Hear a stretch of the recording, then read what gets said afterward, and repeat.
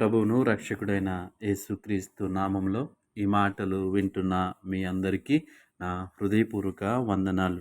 ఈరోజు నా కోసం ఆత్మీయ కార్యక్రమానికి మిమ్మల్ని అందరినీ ప్రేమపూర్వకంగా ఆహ్వానిస్తూ ఉన్నాను.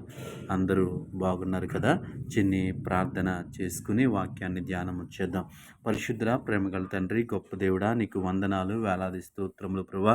ఉదయకాల సమయంలో నీ మాటలు ధ్యానించుచుండగా వాక్యపు వెలుగులోంచి మా అందరితో మీరు మాట్లాడమని యేసు నామంలో ప్రార్థిస్తున్నాము తండ్రి, ఆమేన్. ఈరోజు దేవుని వాక్యము యెషయా గ్రంథము 9వ అధ్యాయము 2వ వచనము. చీకటిలో నడుచు జనులు గొప్ప వెలుగును చూచుచున్నారు. ఈ వాక్య భాగాన్ని మనం గమనించినట్లయితే వెలుగు కోసము మనము చూస్తూ ఉన్నాం. వెలుగు, ఎవరికి వెలుగు అవసరమంటే ఎవరైతే చీకటిలో ఉన్నారో, ఎవరైతే మార్గము కనిపించినటువంటి ప్రదేశంలో ఉన్నారో వారికి వెలుగు అవసరము. చీకటిలో నడుచు జనులు గొప్ప వెలుగు చూచుచున్నారు. ఈరోజు ఈ మాటను బట్టి మనము గమనించినట్లయితే మన జీవితంలో ఉన్నటువంటి చీకటిలో, మన కుటుంబాల్లో ఉన్నటువంటి చీకటిలోకి ఆయన వెలుగు, ఆయన మాట అనేటువంటి వెలుగు ద్వారా మనలోకి ప్రకాశించటానికి ఆయన ఇష్టపడతా ఉన్నాడు. ఈరోజు ఏ చీకటిలో మనము జీవిస్తూ ఉన్నాం, అవి ఎలాంటి చీకటైనా ఆ చీకటిలో ఉన్న నీకు నాకు గొప్ప వెలుగు, మామూలు వెలుగు కాదు, గొప్ప వెలుగు చూచుచున్నారు. ఈరోజు ఈ మాట యందు నీవు విశ్వాసం ఉంచితే, ఈ మాట యందు నేను నమ్మకం ఉంచితే మన చీకటి పరిస్థితుల్లోకి, మన చీకటి మార్గాలలోకి ఆయన వెలుగును ప్రసరింపచేస్తూ ఉన్నాడు. ఆయన వెలుగును మనము చూడగలము. ఎప్పుడు తెలుసా?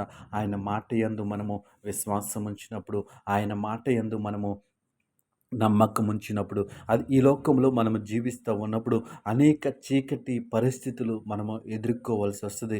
ఆత్మీయ జీవితంలో చీకటి, ఆరోగ్య పరిస్థితుల్లో చీకటి, ఆర్థిక విషయాలలో చీకటి, ఉద్యోగాలలో చీకటి, మనము ఏ పని చేద్దామన్నా చేయలేకపోవడం అదొక చీకటి.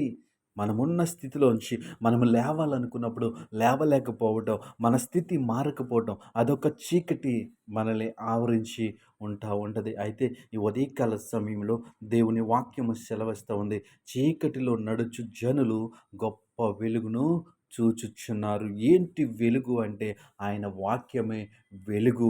ఆయన వాక్యపు వెలుగు మన జీవితంలో ప్రకాశించినప్పుడు, ఆ వాక్యపు వెలుగును మనము చూసినప్పుడు ఆ వాక్యము మనల్ని నడిపిస్తుంది. ఆ వాక్యము మన మార్గాలను సరళము చేస్తుంది. ఆ వాక్యము మన మార్గాలలో మనల్ని నడిపిస్తుంది. కాబట్టి ఆయన వాక్యమందు విశ్వాసం ఉంచుదాం, ఆయన వాక్యమందు నమ్మకం ఉంచుదాం. ఆ వెలుగును మనం చూసినప్పుడు ఆ వెలుగులో నడవటానికి మనం ఇష్టపడినట్లయితే ఆ వెలుగు మనల్ని ఒక మంచి మార్గంలోనికి నడిపిస్తుంది. ఈరోజు ఏ మార్గంలో నడవాలో నీకు అర్థం కావట్లేదేమో, ఏ ఏ మార్గము గుండా ప్రయాణం చేయాలో నీకు అర్థం కావట్లేదేమో, ఏ మార్గము చూసినా చీకటి అలుముకుందేమో, కారు చీకటిలో నువ్వు ఎటు వెళ్ళలేని స్థితిలో చూస్తున్నావేమో, ఆయన వాక్యమందు విశ్వాసం ఉంచు, ఆయన వాక్యమందు నమ్మకం ఉంచుదాం. ఆయన వాక్యమే మనల్ని నడిపిస్తుంది. ఆ వెలుగు ఒక మంచి మార్గంలో మనల్ని నడిపిస్తుంది. అంత మాత్రమే కాదు, ఒక మంచి గమ్యానికి మనల్ని చేర్చగలదు.